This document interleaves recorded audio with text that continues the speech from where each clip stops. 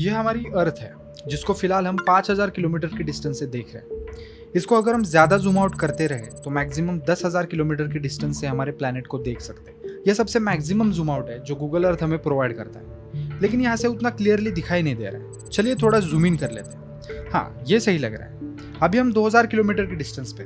ये blue colour में ocean है और बाकी सारी जमीन है जो कॉन्टिनेंट टू कॉन्टिनेंट और आगे कंट्री टू कंट्री डिवाइडेड है। लेकिन अगर ओशंस की बात करें तो सब कुछ यहाँ पे कनेक्टेड लगता है, और एक्चुअली ऐसा ही है।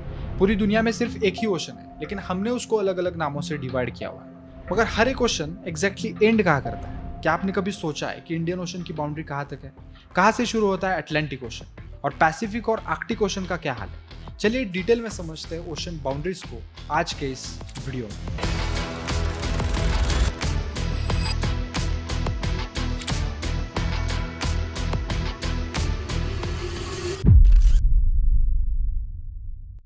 बात है कोरिल आइलैंड्स की, जो जापान के होकाइडो से लेकर रशिया के कमचत्का पेनिनसुला तक लगभग 1300 किलोमीटर में फैले हुए। 2011 में जापान और रशिया के बीच इसको लेकर एक छोटी सी ओशन वॉर हो गई थी।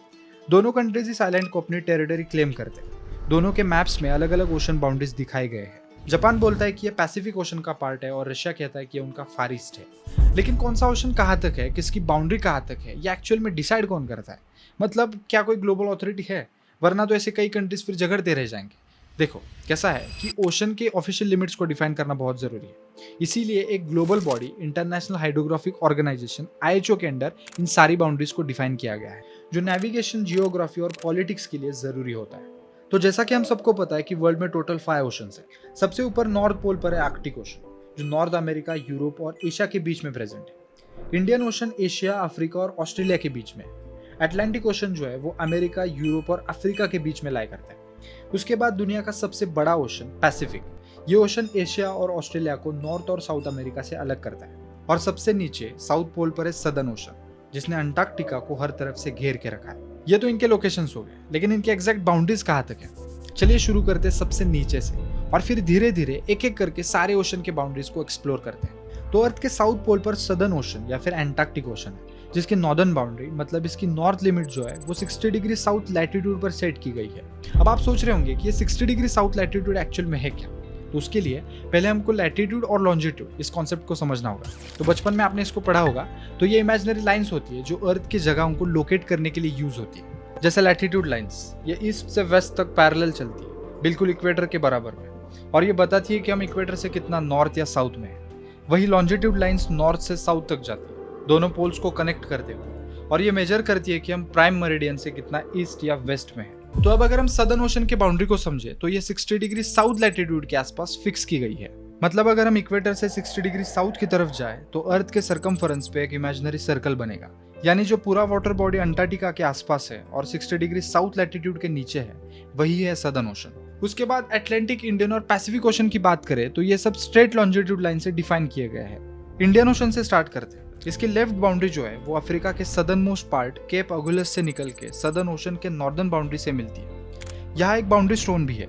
सिमिलरली ऑस्ट्रेलिया के केप यॉर्क पेनिनसुला से सदर्न ओशन के नॉर्दर्न बाउंड्री तक एक स्ट्रेट लाइन पैसिफिक और इंडियन ओशन के बीच एक बॉर्डर बनाती है। अब देखो, लेफ्ट और राइट की बाउंड्री तो हो गई, लेकिन राइट साइड पर एक और बाउंड्री है जो यहाँ है। इस पार्ट में भी इंडियन और पैसिफिक ओशन मिलते हैं, तो उसकी बॉर्डर इंडोनेशिया के आइलैंड्स के बीच से होकर गुजरती है। नेक्स्ट है अटलांटिक ओशन।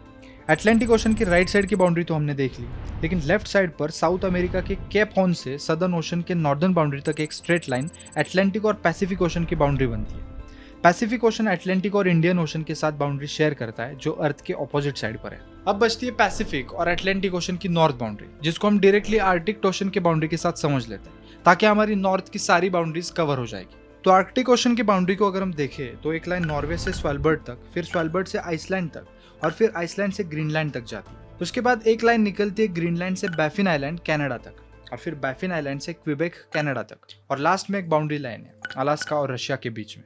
तो इस तरह से दुनिया के 5 ओशन के बाउंड्रीज को डिफाइन किया गया है, लेकिन ये आज भी अप्रोक्सीमेट है, क्योंकि अब तक वर्ल्ड लेवल पर ऐसा कोई भी यूनिवर्सल एग्रीमेंट नहीं बना है जो इन बाउंड्रीज को प्रॉपरली डिफाइन करता है। लेकिन फिर भी ये ocean boundaries navigation, climatic studies और साइंटिफिक रिसर्च के लिए बहुत इंपॉर्टेंट रोल प्ले करते हैं।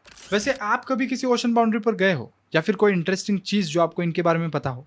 अगर कुछ है तो कमेंट सेक्शन में जरूर बताओ, और अगर कंटेंट अच्छा लगा है तो लाइक और शेयर भी कर दो, और चैनल को सब्सक्राइब करना मत भूलो।